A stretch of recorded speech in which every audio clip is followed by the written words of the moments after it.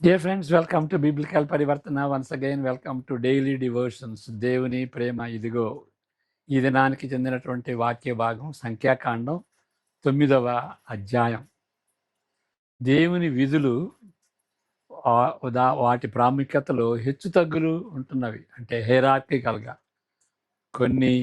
కొన్నిటికి ఎక్కువ ప్రాముఖ్యత, కొన్నిటికి తక్కువ ప్రాముఖ్యత ఉంటుందని మనం గుర్తించకపోతే, పాత నిబంధనలో కానీ క్రొత్త నిబంధనలో కానీ కొన్నిటికి ఎక్కువ ప్రాముఖ్యత ఉంటుంది, కొన్ని తక్కువ ప్రాముఖ్యత ఉంటుంది అని దాని హైరార్కీ అంటారు ఇంగ్లీష్లో. ఆ విషయాన్ని గుర్తించకపోతే మరి దేవుని దేవుని విధులకు, దేవుని ఆజ్ఞలకు వాటిని అనుసరించి జీవించటం చాలా కష్టం. ఎందువలనంటే ఒకదానికి పోటీ పడినట్టుగా ఉంటవి.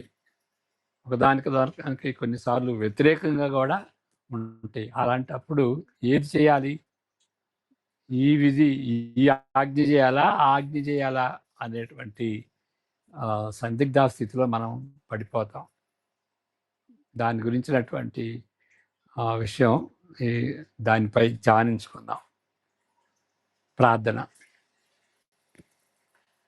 May the words of my mouth and the meditation of our hearts be acceptable in thy sight, our rock and redeemer. ఆమేన్.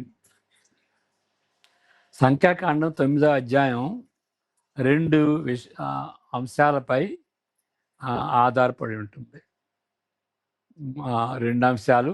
ముందు 2వ అంశం, మందిరమును నిలబెట్టిన మొదటి దినాన అగ్ని మేఘ స్తంభం ప్రత్యక్ష గుడారమును కమ్మింది అని 9వ అధ్యాయం 15 నుండి 23లో మనం చూస్తాం. చదువుకుందాం. ఏ విధంగా మరి ఏ విధంగా ప్రత్యక్ష గుడారం కట్టినప్పుడు, అక్కడ ఆ టెంట్ వేసినప్పుడు దేవుని యొక్క పరిశుద్ధ స్థలమును, పరిశుద్ధ స్థలం, అతి పరిశుద్ధ స్థలం, ఆ పరిశుద్ధ స్థలాన్ని దేవుడు తన యొక్క సన్నిధితో నింపేడని అర్థం చేసుకునేటటువంటి రీతిగా మరి అగ్ని మేఘ స్తంభం, కాబట్టి ఆ మేఘ స్తంభం కొనసాగినటువంటి రీతిగా మనం చూస్తాం. దేవుని యొక్క సన్నిధి మేఘ రూపంలో ఉన్నది అనేటువంటి రీతిగా మనం అనేక విషయాలుగా చూస్తాం. అక్కడ ప్రత్యక్ష గుడారం, తర్వాత దేవాలయం, తర్వాత మరి సొలొమోను కట్టినటువంటి దేవాలయం, తర్వాత ఎక్కడైతే మేఘం కనిపిస్తుందో అక్కడ దేవుని యొక్క సన్నిధి ఉన్నట్టుగా మనం గమనిద్దాం. వారు మందిరమును నిలబెట్టిన దినమున మేఘము సాక్ష్యపు గుడారములోని మందిరమును కమ్మెను. సాయంకాలం మొదలుకొని ఉదయం వరకు అగ్ని వంటి ఆకారము మందిరము మీద నుండెను. నిత్యమును అలాగే జరిగను. మేఘము మందిరమును కమ్మెను. రాత్రి యందు అగ్ని వంటి ఆకారం కనబడెను. ఆ మేఘము గుడారము మీద నుండి పైకెత్తబడినప్పుడు ఇశ్రాయేలులు ప్రయాణమై సాగిరి. ఆ మేఘము ఎక్కడ నిలిచెనో అక్కడనే ఇశ్రాయేలులు తమ గుడారములను వేసుకొనిది. 23 వరకు. యెహోవా నోటి మాట చొప్పున ఇశ్రాయేలీయులు ప్రయాణమై సాగిరి. యెహోవా నోటి మాట చొప్పున వారు తమ గుడారములను వేసుకునేది. ఆ మేఘము మందిరము మీద నిలిచి ఉండిన జనములన్నీ వారు నిలిచిరి. ఆ మేఘము బహుదినములు మందిరము మీద నిలిచిన ఎడల ఇశ్రాయేలులు యెహోవా విధి అనుసరించి ప్రయాణం చేయకుండిరి. 20వ వచనం. మేఘము కొన్ని దినములు మందిరము మీద నిలిచిన ఎడల వారును నిలిచిరి. యెహోవా నోటి మాట చొప్పుననే నిలిచిరి. యెహోవా నోటి మాట చొప్పుననే ప్రయాణము చేసిరి. వాళ్ళు నిలిచినా కానీ, ప్రయాణం చేసినా కానీ యెహోవా ఆ విధంగా మరి ఇండికేట్ చేశాడు. అలాగే మేఘము సాయంకాలం మొదలుకొని ఉదయం వరకు నిలిచిన ఎడల ఉదయమందు ఆ మేఘము పడగానే వారు ప్రయాణం చేస్తారు. పగలేమి రాత్రి ఏమి ఆ మేఘము పైకెత్తబడినప్పుడే వారు ప్రయాణము చేస్తారు.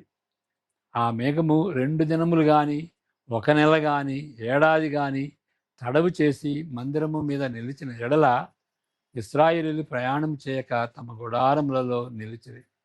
అది ఎత్తబడినప్పుడు వారు ప్రయాణము చేసిరి. యెహోవా మాట చొప్పున వారు తమ తమ తమ గుడారములను వేసుకుని యెహోవా మాట చొప్పున వారు ప్రయాణం చేసిరి. మోషే ద్వారా యెహోవా చెప్పిన మాటను బట్టి యెహోవా ఆజ్ఞ అనుసరించి నడిచిరి. ఆ విధంగా మరి ఐగుప్తు నుండి మొదటిగా బయలుదేరినప్పుడు ఈ స్తంభం ప్రజలను నడిపిస్తూ కాపాడుతున్నది. దేవుని సన్నిధి యొక్క ప్రత్యక్షతకు ఇది సూచనగా ఉన్నది. అప్పటి నుండి మందిరమునకు తర్వాత దేవాలయమునకు ఈ స్తంభము మేఘస్తంభం అనొచ్చు, మరి ఇక్కడ మేఘము అగ్ని స్తంభం అని అంటున్నాం కదా, కాబట్టి స్తంభము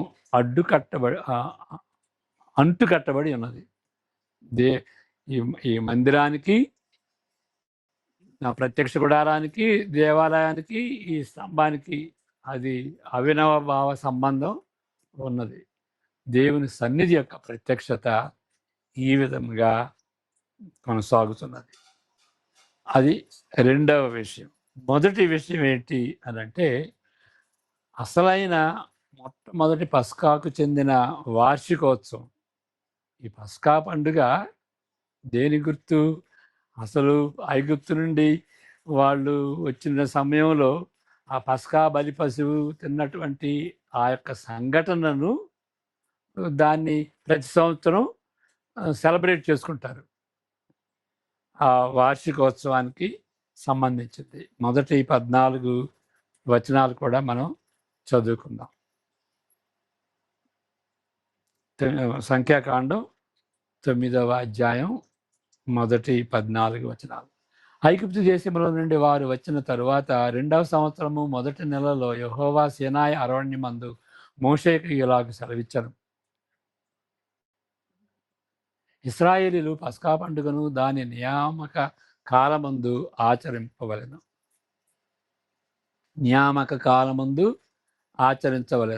ఒక పర్టికులర్ డే.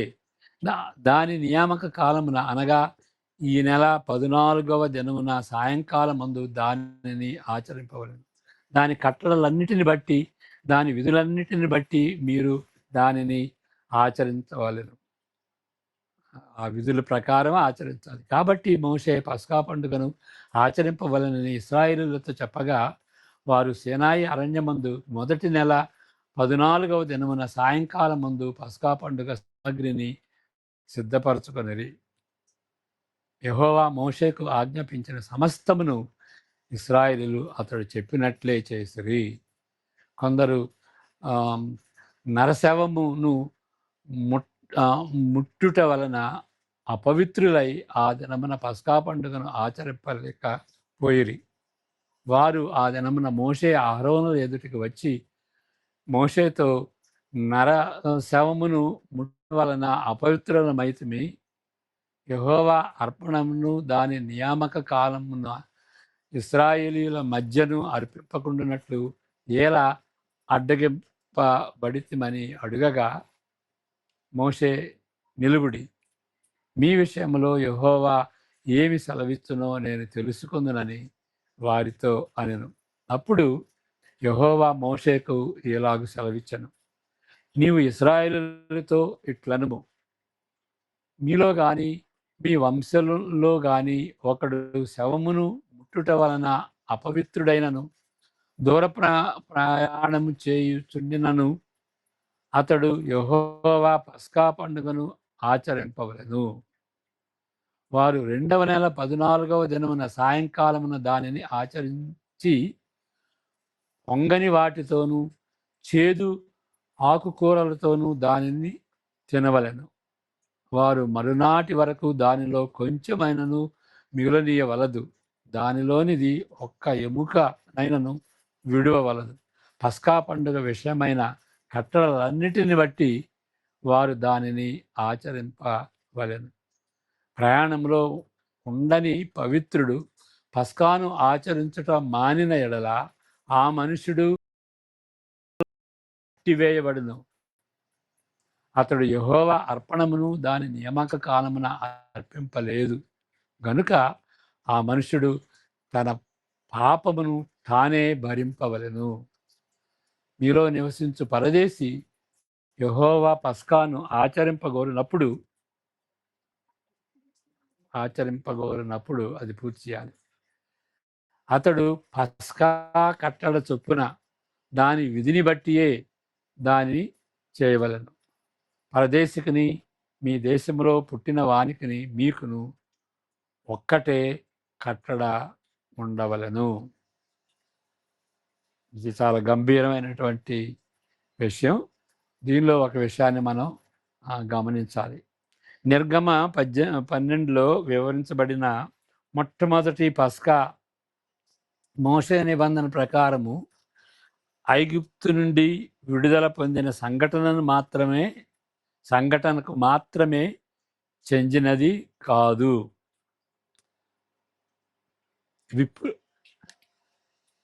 విపులముగా వివరించబడిన రీతిలో పండుగగా దానిని ఆచరించవలెను. ఇక్కడ నిర్గమకాండం 12లో 2 విషయాలు ఉన్నాయి. ఒకటి ఏంటి అంటే వాళ్ళు ఐగుప్తు నుండి బయటికి విడుదల పొందినటువంటి ఆ యొక్క సంఘటనను జ్ఞాపకం చేసుకోవాలి. రెండవది ఏంటి అని అంటే ఆ యొక్క పస్కా విందును పండుగగా ప్రతి సంవత్సరం ఆచరించాలి. ఓకే, ఈ లేవి కాండం కూడా చదువుతాం. లేవి కాండం, ద్వితీయోపదేశ కాండం కూడా అదే విషయం, మనం దాన్ని చూస్తాం. లేవి 23:5-8, ద్వితీయోపదేశ కాండం మనం చదవం, దయచేసి మీరు ఇంటి దగ్గర చదువుకోండి. లేవి 23:5-8. మొదటి నెల 14వ దినమున సాయంకాలమందు యెహోవా పస్కా పండుగ జరుగును. 5-8 వరకు. ఆ నెల 10వ దినమున యెహోవాకు పొంగని రొట్టెల పండుగ జరుగును. 7 దినములు మీరు పొంగని వాటినే తినవలెను. మొదటి దినమున మీరు పరిశుద్ధ సంఘముగా కూడవలెను. అందులో మీరు జీవనోపాధి అయిన ఏ పనియు చేయకూడదు.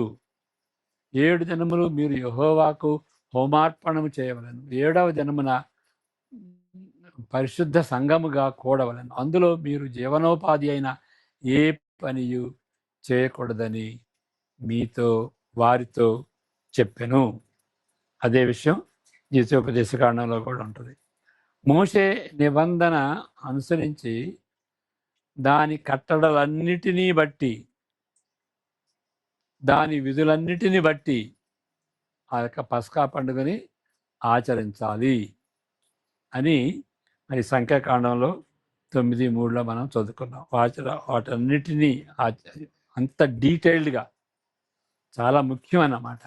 కాబట్టి ఏ విధంగా మోషే ద్వారా దేవుడు ఆ కట్టలని వివరించాడో ఆ కట్టలన్నిటి ప్రకారం అది చేయాలి. ఏ విధంగా మరి మోషే యొక్క ప్రత్యక్ష గుడారాన్ని ఏ విధంగా తూచా తప్పకుండా కట్టాడో, అదేవిధంగా ఈ పస్కా పండుగను కూడా తూచా తప్పకుండా ఆ వివరణలన్నిటితో సహా దాన్ని ఆచరించాలి. చూడండి, అది చాలా ముఖ్యం. అలాంటిదే ఏంటి అంటే ఈ విశ్రాంతి దినాన్ని కూడా తూచా తప్పకుండా దేవుడు చెప్పినట్టుగా తప్పనిసరిగా ఆచరించాలి. ఖచ్చితంగా మాట్లాడితే వారు ఇంకో విషయం, కానీ ఈ కట్టడను బట్టి ఒక ఇబ్బంది ఏర్పడింది, ఒక సంక్షోభం ఏర్పడింది. మరణము వలన కలిగిన అంటును బట్టి కుటుంబంలో ఒక వ్యక్తి చనిపోయినప్పుడు మరి వారు మైలు పడతారు కదా. వాళ్ళ యొక్క వాళ్ళ అశుభ్రం అవుతారు, లేకపోతే అపవిత్రపరచబడతారు. వారు శుద్ధులయ్యేంత వరకు వారు పస్కా పండుగలో పాల్గొనకూడదు. శుద్ధి ఆచారములు పాటించుటకు సమయం పడుతుంది. కాబట్టి పస్కా నియమింపబడిన మొదటి నెల అబీబు 14వ దినమున వారు ఆచరించలేరు. ఇశ్రాయేలీలు ఆచరించలేరు. బబులోను చెర అనంతరము మరి ఈ అబీబు అనేటువంటిది కొన్నిసార్లు నిస్సాన్ అంటాం కదా. చెర నుండి వచ్చిన తర్వాత ఆ అబీబుని నిస్సాను అని పిలిచారు. కాబట్టి మోషే దేవుని ప్రస్తావించినప్పుడు మైలు పడిన ప్రతి వ్యక్తి 2వ మాసంలో, అందరూ కూడాను మొదటి మాసంలో చేసుకోవాలి. ఎవరైతే ఈ విధంగా మరణాన్ని బట్టి మైలు పడతారో వాళ్ళు 2వ మాసంలో అదే దినాన 14వ దినాన ఆచరించుటకు వాయిదా వేసుకొనవచ్చునని దేవుడు స్పందిస్తుంటున్నాడు. మరి మోషే దేవుని ప్రస్తావించినప్పుడు దేవుడిచ్చినటువంటి జవాబు ఆ విధంగా ఉంటుంది. అయితే అపరిశుద్ధపరచబడిన వారు వారిని కారణమును బట్టి నియమించిన సమయంలో ఆచరించలేని వారికి మాత్రమే వర్తిస్తుంది అని యెహోవా నొక్కి చెప్పుచున్నాడు. ఎవరికి ఇది 14 అంటే 2వ నెలలో ఆచరించేటువంటి వాళ్ళు ఎవరు? అందరూ కాదు. ఇష్టమైనటువంటి వాళ్ళు రెండవ నెలలో ఆచరించవచ్చని కాదు. ఎవరైతే మైలు పడతారో, ఆ మరణాన్ని బట్టి మైలు పడతారో ఆ 2వ మాసంలో ఆచరించడానికి వాళ్ళొక్కళ్ళకి మాత్రమే అనుమతి ఉంటుంది. వ్యక్తిగతంగా మరి వాళ్ళు ప్రయాణాన్ని చేసిన దాన్ని బట్టి, వేరే విషయాన్ని బట్టి వ్యక్తిగతంగా వీలు కాకపోయినందున వాళ్ళు వాయిదా వేసుకుని మేము కూడా 2వ మాసంలో చేస్తాము అని అంటే వాళ్ళ పేర్లు దేవుని ప్రజల నుండి కొట్టివేయబడతవి, అంటే వెలివేయబడతారు. ఇశ్రాయేలు ప్రజలుగా వాళ్ళు ఎంచబడరు. ఈ సంఘటనను బట్టి అనేక పాఠాలను నేర్చుకునవచ్చు, కానీ ఒకదాన్ని మాత్రమే మనం దాన్ని నిర్లక్ష్యం చేస్తాం. కాబట్టి ఆ విషయాన్ని మనం ఇక్కడ ధ్యానించుకుందాం. దాన్ని ఎత్తి దాన్ని అండర్లైన్ చేద్దాం. ఏంటి ఆ విషయం అని అంటే, ఏ సంక్లిష్ట వ్యవస్థలోనైనా, అంటే ఏ కాంప్లెక్స్ సిస్టంలో అయినా సరే వేరు వేరు నియమాలు పోటీ పడేవిగా లేదా పరస్పరమైన విరుద్ధ కలిగి ఉండే పరిస్థితి ఎప్పుడైనా ఒకసారి తప్పక ఎదుర్కొనవలసి వస్తుంది. మళ్ళా చెప్తాను. ఈ కాంప్లెక్స్ సిస్టంలో మరి జీవితం అంతా కూడా సంబంధించినటువంటి ఆ కాంప్లెక్స్ సిస్టమ్, పాత నిబంధన కానీ క్రొత్త నిబంధన కానీ, దేవుని ప్రజలుగా దేవుని యొక్క ఆజ్ఞలను అనుసరించేటువంటి వారిగా ఉంటే మరి కొన్నిసార్లు తప్పనిసరిగా ఇబ్బందులు పడతారు. ఇక్కడ ఇశ్రాయేలీయులు ఏ విధంగా ఇబ్బందులు పడ్డారో మరి ఈ దీన్ని ఆచరించాలా, పస్కా పండుగను ఆచరించాలా, లేకపోతే మరి ఈ యొక్క మరి మైలు పడ్డాం కదా దాన్ని శుద్ధి చేసుకోవటానికి ఆ యొక్క నియమాలని అనుసరించాలా అనేటువంటి పోటీ పడేటువంటి రీతిలో అనేక సార్లు మనం దాన్ని ఎదుర్కొంటాం, ఆ యొక్క పరిస్థితిని ఎదుర్కొంటాం. పోటీ పడేవి గాను, లేకపోతే కొన్నిసార్లు పరస్పర విరుద్ధత కలిగినటువంటి పరిస్థితి కూడా మనం దాన్ని ఎదుర్కొంటాం. దీని ద్వారా కలిగే ఒక పర్యవసానం ఏంటి, ఫలితం ఏంటి అని అంటే, ఇలాంటి విధుల ప్రాధాన్యతకు చెందిన వర్గ శ్రేణిని తప్పనిసరిగా అనుసరించవలెను. వర్గ శ్రేణి అంటే ఏంటంటే హైరార్కీ అంటాం. కొన్ని హెచ్చుగా ఉంటాయి, కొన్ని తగ్గుతూ ఉంటాయి. ఓకే, దాన్ని హైరార్కీ అంటారు. పెద్దగా ఉండేవి, తక్కువగా ఉండేవి, ప్రాముఖ్యమైనటువంటివి, అంత ప్రాముఖ్యం కానటువంటివి. ఒక విధంగా ఇది ప్రాముఖ్యమే, ఇది ప్రాముఖ్యమే, కానీ దీనికి పోటీ పడినప్పుడు దేనికి ఎక్కువ ప్రాధాన్యత, ఎక్కువ ప్రాముఖ్యత అని ఆలోచించాలి. కాబట్టి ఆ హైరార్కీ అనేది తప్పనిసరిగా ఉండాలి. తప్పనిసరిగా ఆ హైరార్కీని అనుసరించాలి. ఇలాంటి ఏర్పాటును యేసు ప్రభువు కూడా గుర్తిస్తుంటున్నాడు. మరి యోహాను సువార్త 7వ అధ్యాయం 23లో మనం చూస్తాం. సామాన్యంగా ఆచరించే పని పాటలు ధర్మశాస్త్ర ప్రకారము విశ్రాంతి దినమందు చేయకూడదు. 8వ దినమున అంటే విశ్రాంతి దినమున మగపిల్లవాడు సున్నతి పొందవలనని నియమింపబడింది. మరి ఆ సున్నతి 8వ దినాన సున్నతి చేయబడితే మరి ఆ దినం విశ్రాంతి దినం అయితే దేన్ని పాటించాలి? విశ్రాంతి దినాన్ని, సబ్బాతుని ఆచరించాలా, లేకపోతే ఆ మగపిల్లవాడికి సున్నతి చేయాలా? ఏది ముఖ్యం అని ఆ యొక్క సందిగ్ధాస్థితిలో పడి ఉండొచ్చు. కాబట్టి ఏది ముఖ్యం, దేనికి ఎక్కువ ప్రాధాన్యత ఇవ్వాలి, ఈ రూల్స్లో క్లాష్ వచ్చినప్పుడు ఏది ముఖ్యం, ఏది అతి ముఖ్యం అనే దాన్ని మనం గ్రహించుకోవాలి.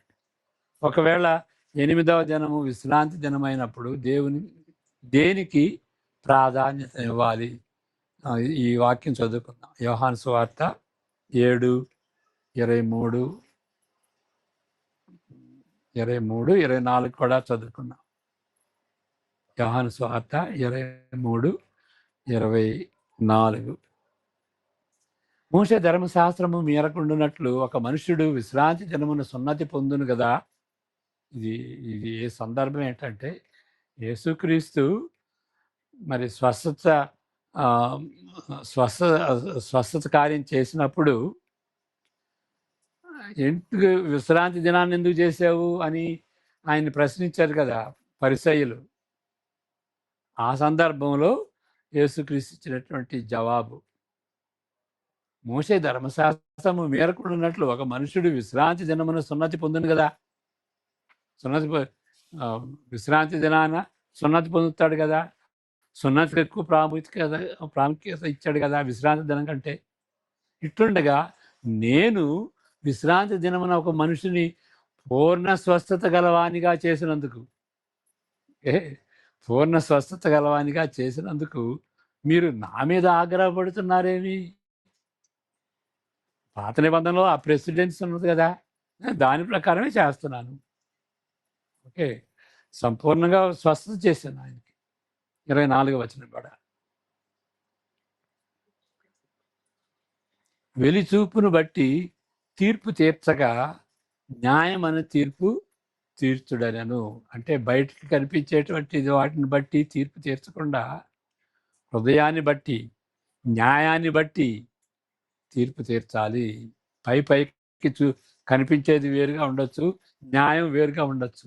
న్యాయబద్ధంగా మరి తీర్పు తీర్చాలి. కాబట్టి బయటికి ఏదైనా వాళ్ళు చెప్పొచ్చు, కానీ న్యాయం ఏంటో గుర్తించి దాని ప్రకారం చేయాలి. కాబట్టి ఈ హైరార్కీ అనేది ఉండాలి. కేవలము ఆచార విధుల ప్రకారమే ఆలోచించే వారికి ఈ విధుల గురి అర్థం కాదు. ఈ విధుల యొక్క గురి ఏంటి? ఆ విధుల యొక్క గురి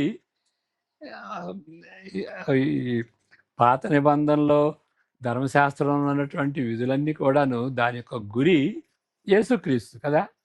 ఆ యేసుక్రీస్తుని వదిలిపెట్టి ఈ ఆచారాలు చేయాలని వాళ్ళు తలంచటం అది చాలా తెలివి తక్కువతనం. వాటిని సరైన క్రమంలో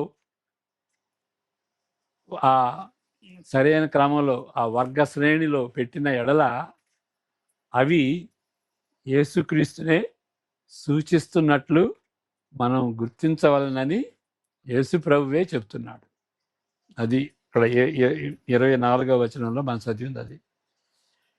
ఈ విషయమును వేరే పద్ధతుల్లో అపోస్తుడైన పౌలు కూడా దీనిని సూచిస్తుంటున్నాడు. అపోస్తుడైనటువంటి పౌలు కూడా దీన్ని చెప్తున్నాడు.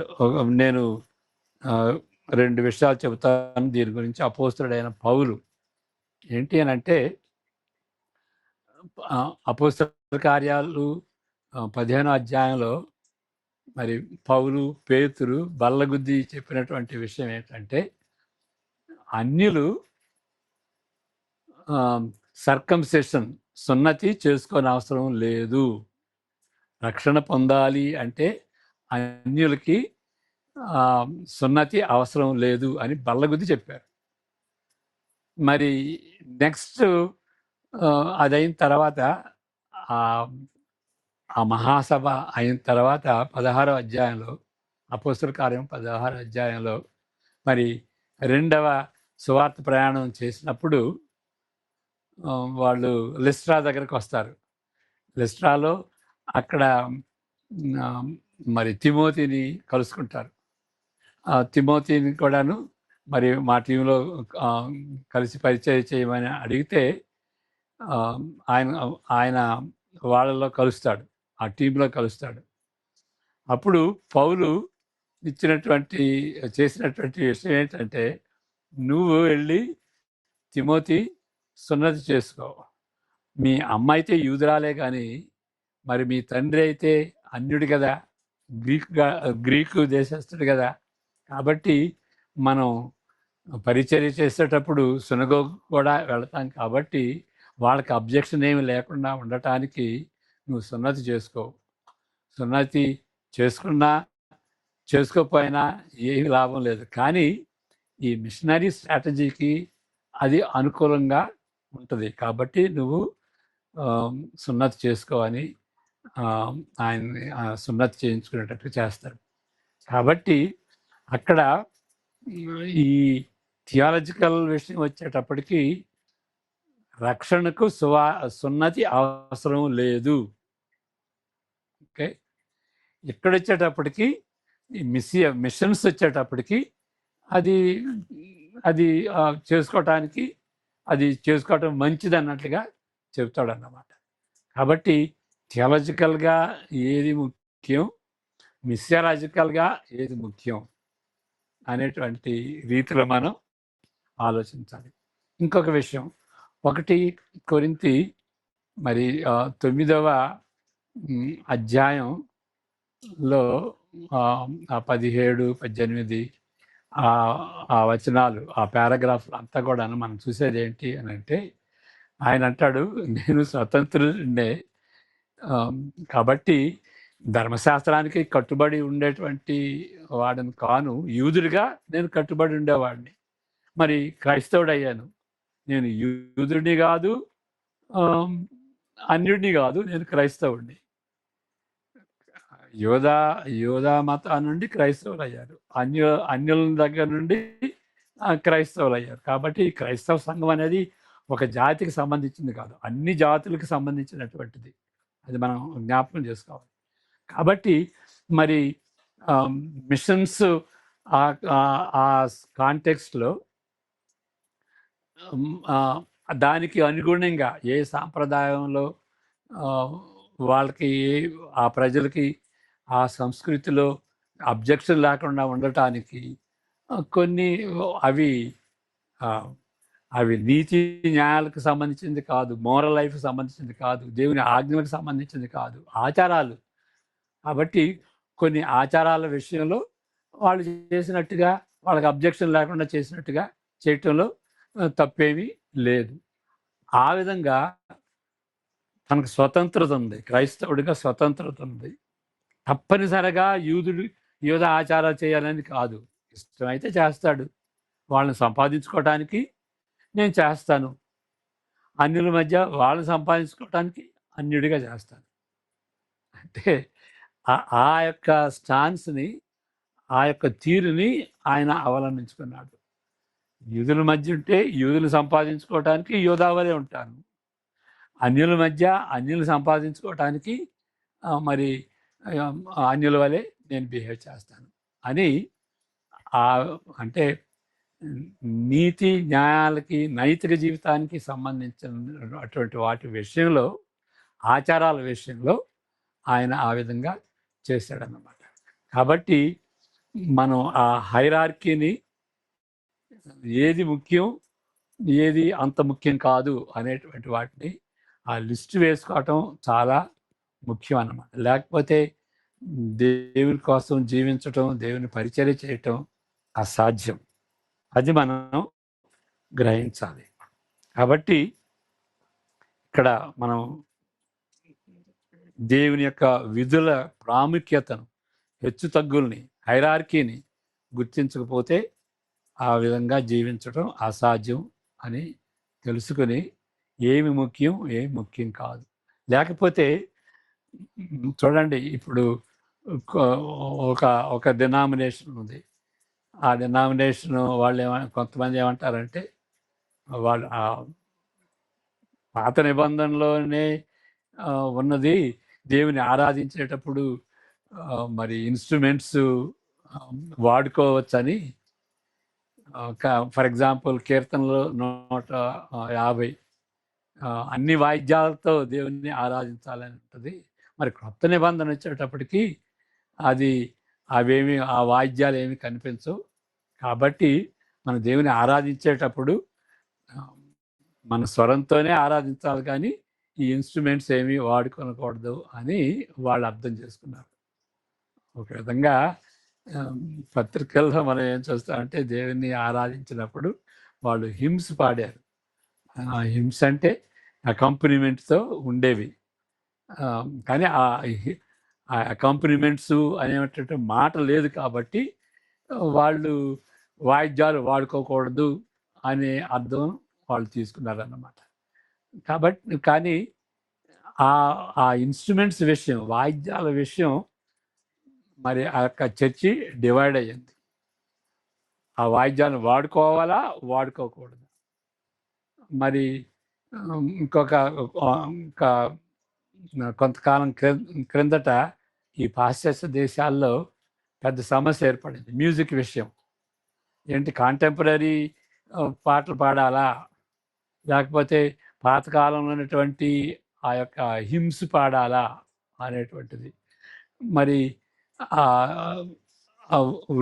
వృద్ధులుగా ఉన్నటువంటి వాళ్ళు హిమ్స్కి అలవాటు పడినటువంటి వాళ్ళు ఈ కాంటెంపరీ సాంగ్ అంటే ఇష్టపడలేదన్నమాట.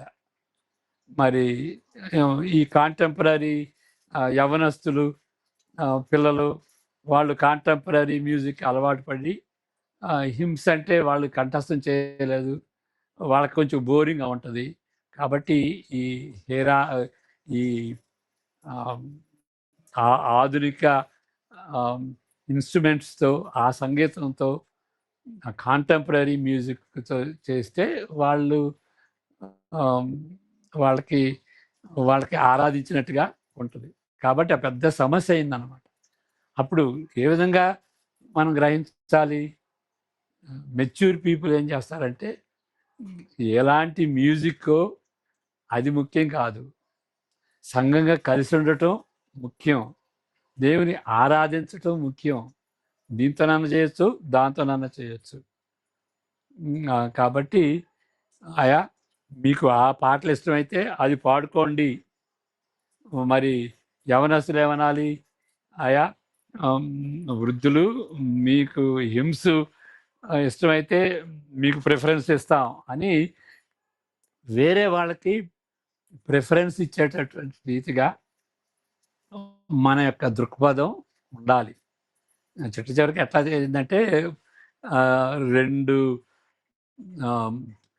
టూ డిఫరెంట్ వర్షిప్ టైమ్స్ పెట్టుకున్నారు. కాంటెంపరీ సర్వీస్ అని, ట్రెడిషనల్ సర్వీస్ అని. దీనికి ఇష్టమైతే దీనికి వెళ్తారు, దానికి ఇష్టమైతే దానికి వెళ్తారు. కానీ అప్పుడప్పుడు వాళ్ళు కలుసుకుంటారన్నమాట. ఆ విధంగా సెటిల్ అయిపోయారు. కాబట్టి అలాంటి సమస్యలు వచ్చినప్పుడు మనం ఏ విధంగా సమస్యలను తీర్చుకోవాలంటే ఏది ముఖ్యం? సంఘం డివైడ్ కావటం, నువ్వు ఎంత గొప్పన్నా కావచ్చు, సంఘం డివైడ్ కాకూడదు. ఈ సువార్తలకి నష్టం వస్తే తప్ప ఏ విషయంలో కూడాను సంఘాన్ని డివైడ్ చేయకూడదు అని మనం క్రొత్త నిబంధన చెబుతున్నట్టుగా గ్రహించాలి. కాబట్టి హెయిరార్కీ ఏది ముఖ్యం, ఏది అముఖ్యం. అంతేగాని ఏదో ఈ విధంగా అప్పుడు క్రొత్త నిబంధనలో అపోస్తల కార్యాలు అట్లా చేశారు కాబట్టి తప్పనిసరిగా అట్లాగే చేయాలి. యేసుక్రీస్తుని యాషువా అన్నారు, ఆ విధంగానే యేసుక్రీస్తుని పిలవాలి. యేసు అని పిలవకూడదు, క్రీస్తు అని పిలవకూడదు అని అలాంటివి తెలివి తక్కువతనంగా అలాంటి చిన్న చిన్న వాటిని పట్టించుకుని ముఖ్యమైనటువంటి ఆ యొక్క యూనిటీని, ఆ ప్రేమను, ఆ కలిసి ఉండటాన్ని మనం దాన్ని బలిగా అర్పించకూడదు. ప్రార్థన చేసుకుందాం. ప్రభువా, ముఖ్యమైనటువంటి ఆజ్ఞలేంటో, అముఖ్యమైనటువంటి ఆచారాలేంటో దాన్ని గుర్తించటానికి మీ కృపను అనుగ్రహించవలసిందిగా యేసుక్రీస్తు పేరట వేడుకుంటున్నాం తండ్రి. ఆమేన్. God bless you.